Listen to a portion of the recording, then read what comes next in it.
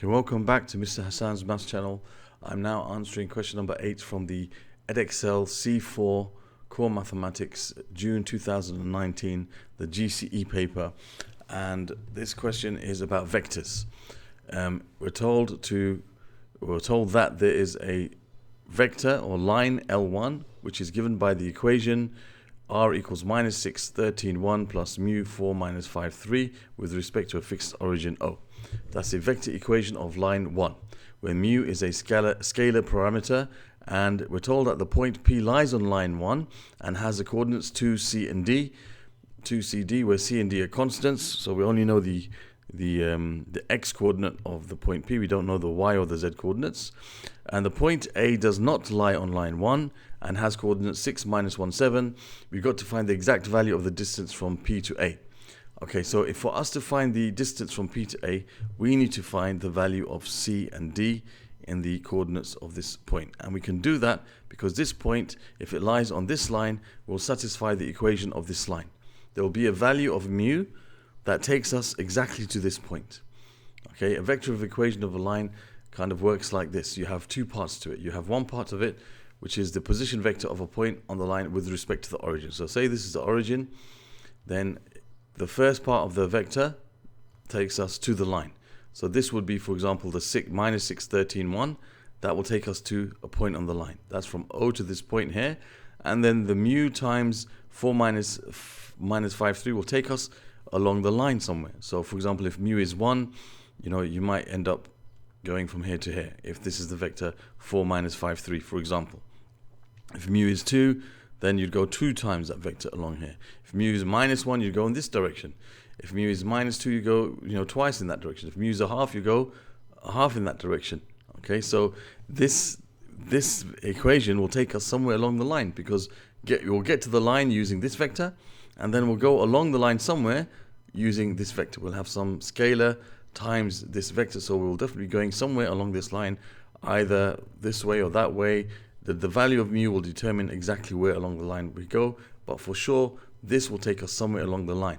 So if the point P lies on this line, then there will be a value of mu that will take us to this point.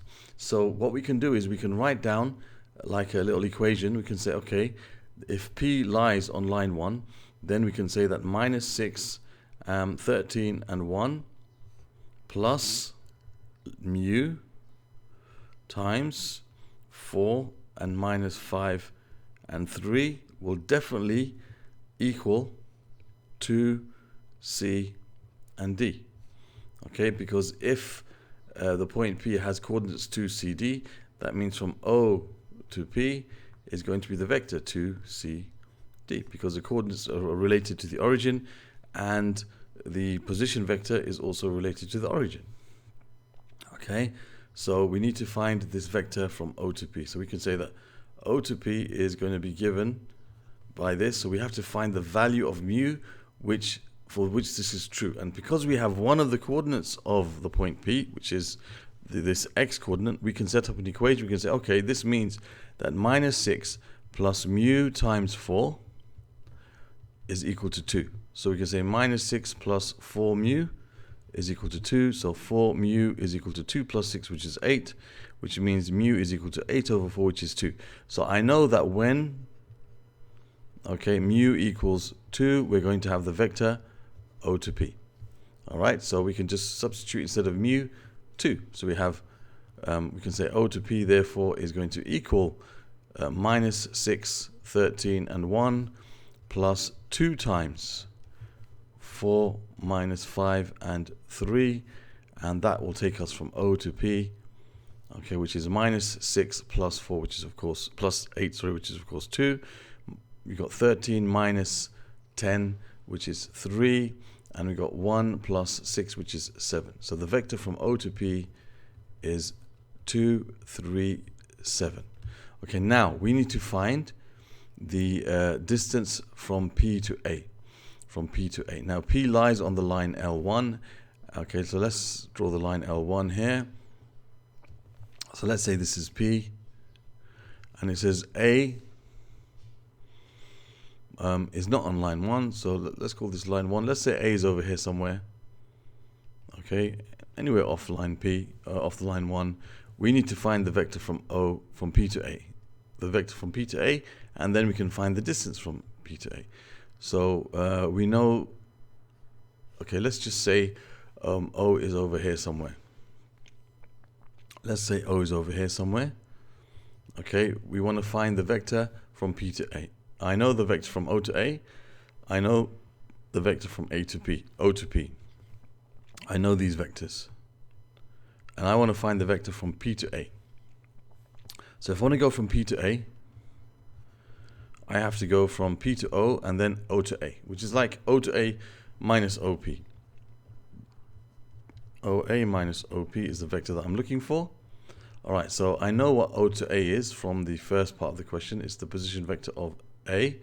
So it's 6 minus 1, 7. Okay, this means O to A is basically 6 minus 1, 7, if that's the coordinates of A.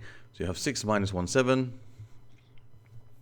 So we can say P to A is 6 minus 1, 7 minus O to P, which was what we just found, 2, 3, 7. This is going to be the vector from P to A, which is 4, minus 4, and 0. Okay, so we need to find the length P to A. So it's like the magnitude of this vector, which is going to be given by 4 squared plus 4 squared plus 0 squared, which is the square root of 32, which gives us, this is like 16 times 2, which is 4 root 2. Okay, so that is what we had to show. Yes. Okay, 4 root 2. So we can say that therefore PA, the length of PA is 4 root 2, which means K must be equal to 4. Okay, so that's what we had to find, the distance P to A. Okay, so we have answered the question, part A. Okay, so now we're going to move on to part B. Okay, part B says the line L2 passes through the point A, which was a point that was not on line 1, and is parallel to the line L1. Write down a vector equation for the line L2. Now, as I was mentioned before, a vector equation is made up of two parts, just like this is for line 1. Okay, it made up of two parts. The first part of the vector equation of the line is made up of a point that's on the line, and we know that A is on the line. So the vector that takes us from the origin to the point A, the position vector of A, is, as we can see, 6 minus 1, 7. So that would be a position vector of a point on the line. 6 minus 1, 7. You can have any point on the line, but that's the only point that we know on the line, so I guess that's the only thing we can use. That's the only point we know that's on line 1. Plus, and then we have a scalar parameter. Now, they've already used a mu here, so I'll use another one. I can call it anything I want. I'll just call it lambda, because lambda kind of fits with mu. And I need to have now a vector that describes the direction along the line. Now, as line 1 and line 2 are parallel, they are, you could say they're in the same direction. Okay, they're parallel to each other, so I can describe the direction of line 1 also by the same vector 4, minus 5, and 3. That's line 2, sorry, line 2. We're finding the equation of line 2. That's line 1. So line 2, its equation will therefore be R equals 6 minus 1, 7 plus lambda 4 minus 5, 3. And that's the answer to question part B. Very simple. It says write down. So there's not much calculation involved at all. And a vector equation for line 2, meaning there could be other answers, although in this case, I don't think we could really put another answer because we don't know any other points apart from the point A on this line. Anyway, part C. It says the acute angle between PA and L2 is theta. Show that cosine theta equals 9 over 10. Okay, so now what I'm going to do is I'm just going to make a little diagram so we can see what's happening here. Just say this is we have line 1, and let's say we have line 2. Okay, and they are parallel to each other. Okay, because they told us that already. So let's call this line 1 and call this line 2. They're parallel. Okay, so for these arrows to show they're parallel. Now we know that P lies on line 1. Okay, so let's say P is over here. And we know that A lies on line 2. Let's call that point A there. All right. And let's say that this is the vector between P and A. Okay, and it says the angle between PA and line 2, the acute angle between PA and line 2 is theta. So this angle is theta. Okay, now the angle between a line and another line will always be the angle which is found when they're drawn tail to tail. So let me just move this A a bit here. Okay, when they're drawn tail to tail. So, oops, let me just try and move this A. Okay, so when you draw these tail to tail, I've drawn L2 going this way and A going this way. All right, so the angle between PA and line 2 is theta. So that means this angle is going to be theta. If I draw line 2 like this and PA like that, that angle has to be theta. Okay, the acute angle between them is theta. Okay, so if I find, if I use the equation which we should know for finding the angle between a line and another line in vectors, the equation, the angle between two vectors is given by the direction part of the vectors, their dot product over the product of their scalar product, the product of their magnitudes, the dot product or the scalar product divided by the product of the magnitudes. That gives you the cosine of the angle between them when they are tail to tail. Tail to tail. Okay, so that means this angle, which is the acute angle that I've drawn here, is going to be the angle formed when I use this equation with vector PA and the vector for line 2. And what I want is the direction of those vectors. Now I know P to A is 4 minus 4, 0. And I know the direction of line 2 is given by what I just found here, which is this 4 minus 5, 3. So let me say my vector A, okay, is 4 minus 4, 0. And my vector B is the vector, the direction of line 2, which is 4 minus 5, 3.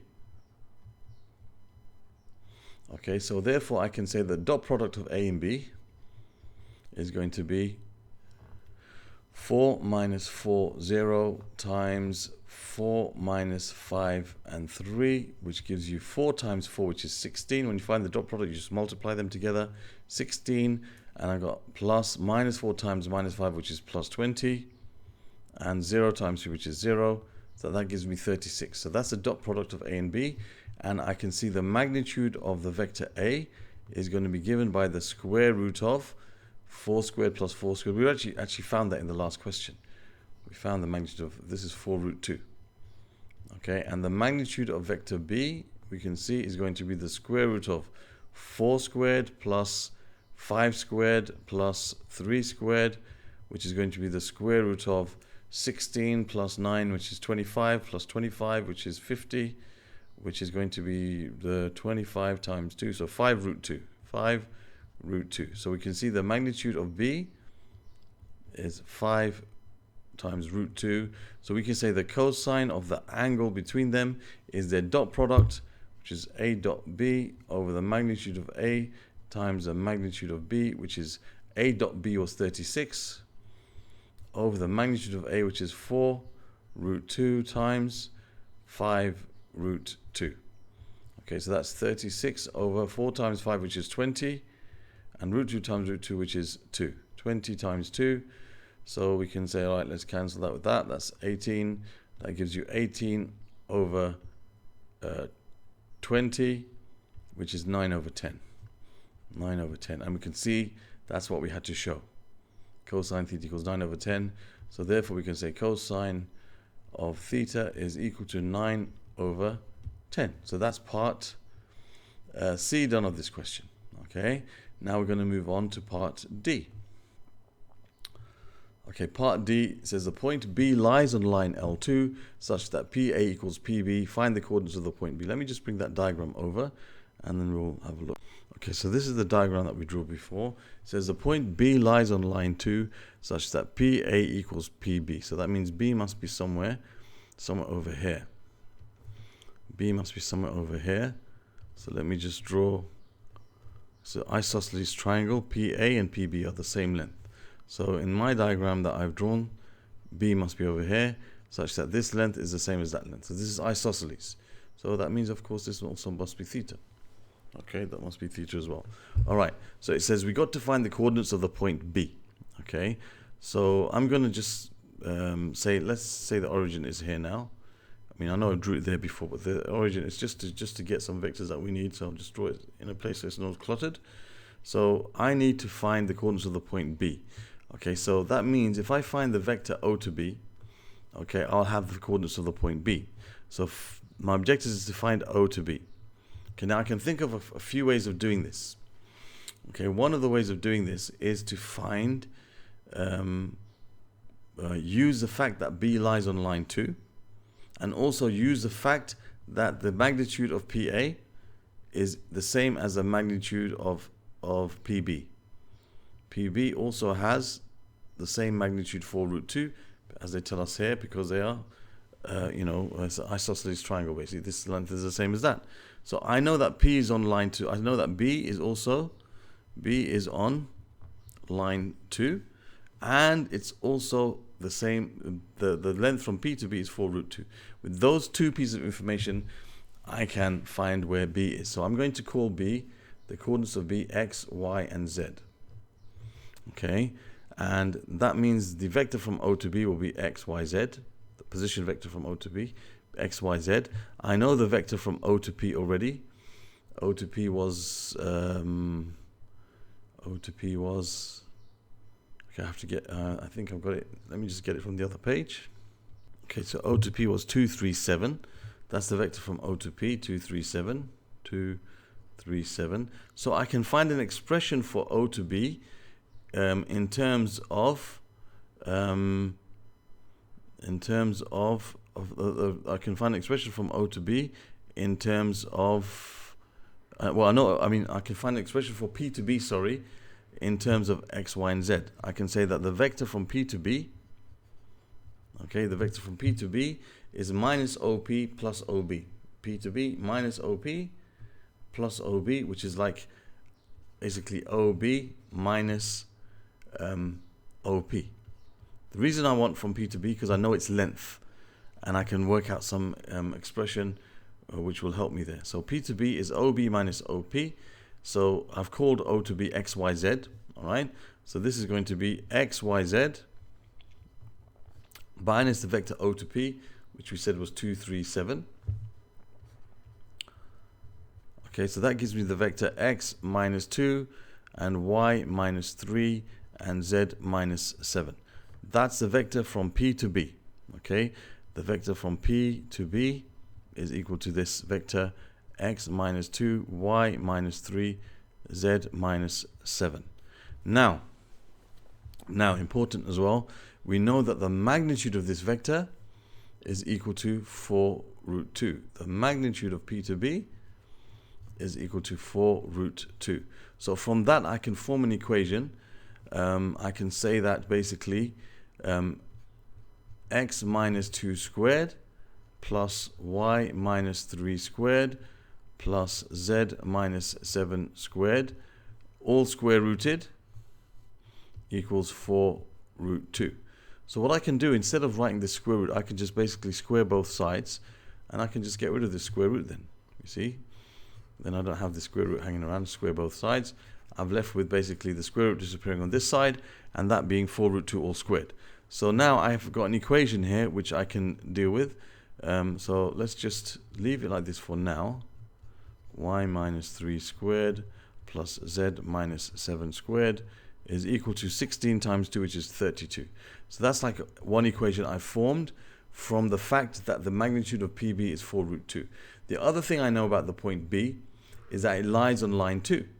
So I can say that because B is on line 2, it satisfies the equation of line 2. Now line 2, remember, its equation was 6 minus 1, 7 plus lambda 4 minus 5, 3.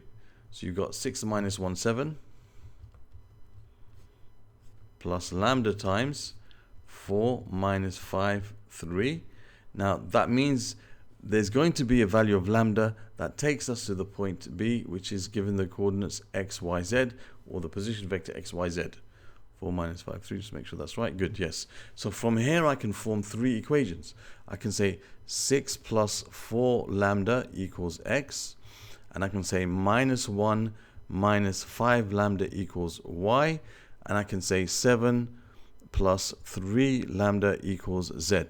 Now, I can take these three equations together and this equation here, and I can find the value of lambda which satisfies this problem, because the x, y, and z here are the same as the x, y, and z here.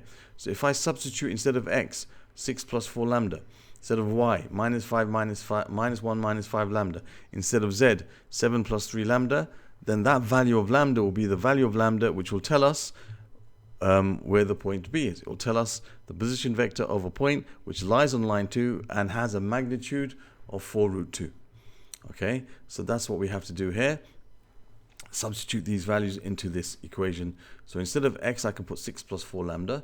So I have 6 plus 4 lambda minus 2 squared, and I have plus, and I have y, which is minus 1 minus 5 lambda minus 3 squared, plus z, which is 7 plus 3 lambda, and I've got minus 7 squared, and that's all equal to 32.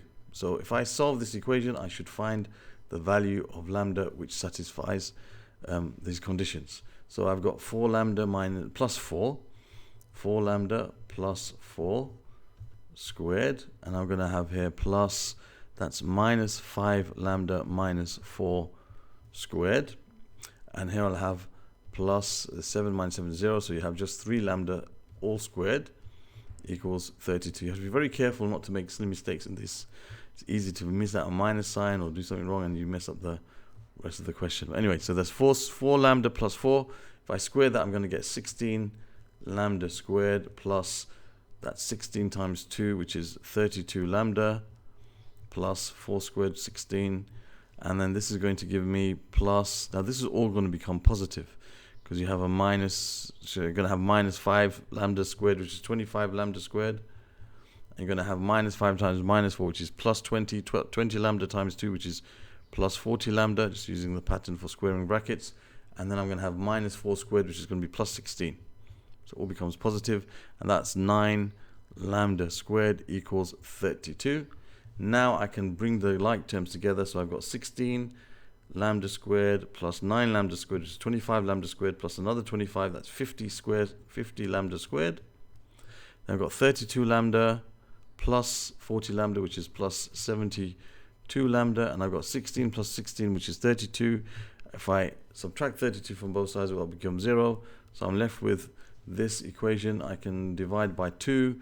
That gives me 25 lambda squared plus 36 lambda equals 0. Taking out lambda as common, I have lambda and 25 lambda plus 36 equals 0. So when lambda is equal to 0, and when lambda is equal to negative 36 over 25, that's when I will have satisfied my condition that the point lies on line 2 and it has a magnitude from P to that point of 4 root 2.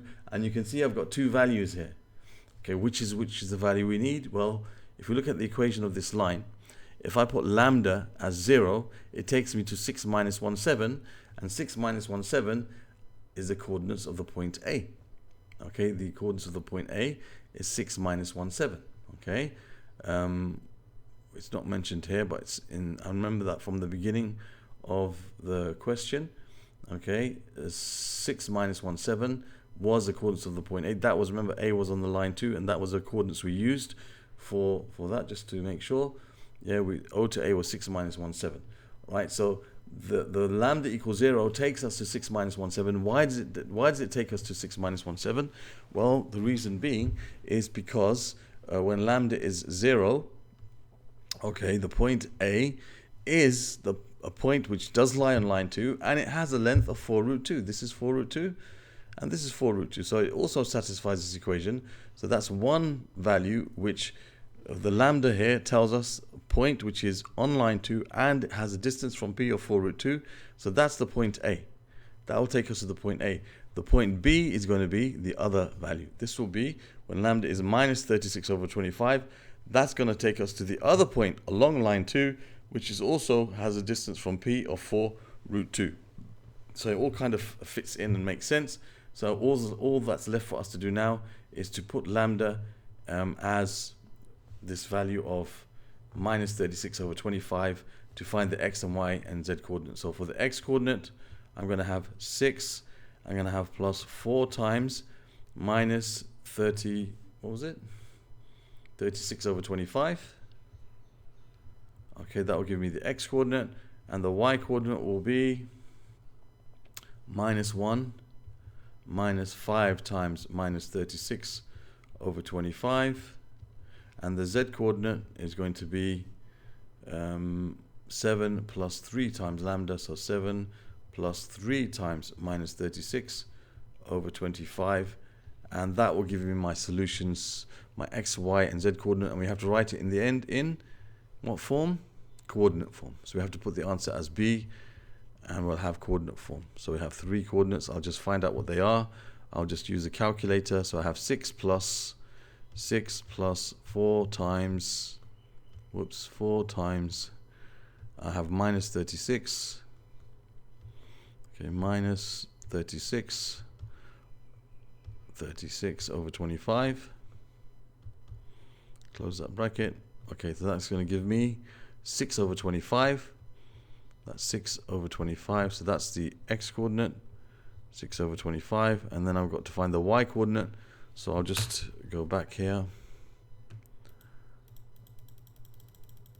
So it's going to be 5. And it's going to be a minus. So I have minus 1 minus 5. Minus 1 minus 5. Yep, that's right. That gives us 31 over 5.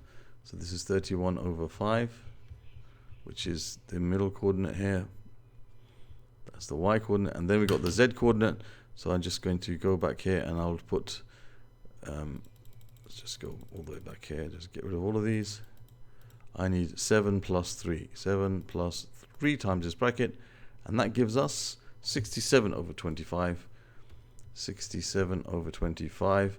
And there we have the answer, the coordinates of the point B. Okay, so that's the answer to this question. There are other ways we could have found the coordinates of B. We could have found the coordinates of B. And one more little point here actually at the end is that we noticed the value of lambda we got was a negative value. So it's like you're going from O to A. You're going from O to A. And then we said line 2 has to be in this direction because of the way that the theta had to be found when these were tail to tail. So we had to go back to B this way. That's why our lambda came out as a negative value. So we went from O to A, which is that 6 minus 1, 7. And then we had to go minus lambda. The lambda value had was negative, and that means it was going to go in this direction opposite to the direction vector of line 2, and that's what takes us to B. Okay, so that's kind of makes sense there.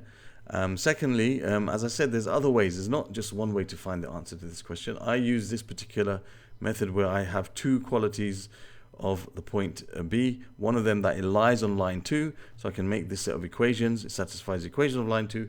And second, that the vector from P to B has a magnitude of 4 root 2. So I use that, found the vector from P to B in terms of x, y, and z, and made this magnitude 4 root 2, and I got this equation over here, and I combined these 2 equations together. Now you could have also done it by saying, for example, I know that the vector from A to B, okay, has a magnitude of 4 root 2. I know that the vector, I can find the vector A to B. I can find the vector or the length of the line A to B. Okay, I can find the length of the line A to B using the fact that cosine theta equals 9 over 10, which we found earlier. I can find basically this length here using that. I know cosine of theta is x over 4 root 2. So I can find what x is, I can double it, and that will be the length from A to B. Once I found the length from A to B, okay, then I know that the vector that I need, okay, which for A to B will be the same magnitude, will be the same direction as the position vector, as the direction vector on line 2, which is 4 minus 5, 3.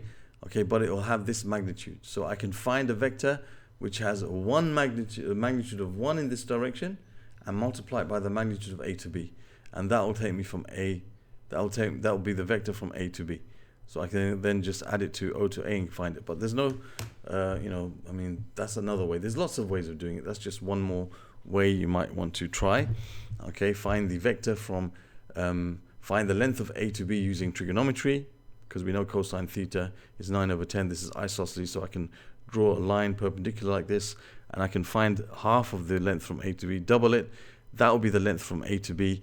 And then I can say, okay, I need a vector which has the same magnitude as A to B, but it's going in this direction. In fact, we'll have to make it negative, so it goes in the opposite direction to this, as we said. So it will be negative the magnitude of. So you'd find the unit vector of this by finding a vector of one unit in this direction by finding its magnitude. So dividing this by its magnitude will give you a vector of 1 unit.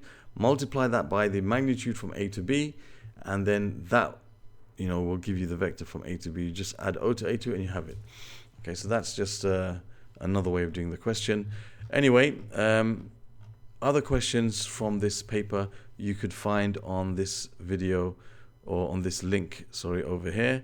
Other questions about vectors itself you can find in this link. This will take you to the playlist for vectors on P4. You can subscribe to my channel by clicking on the link over here. And at the top of the page, there will be a card that takes you to other papers which might interest you from P4. Thank you for watching, and see you soon.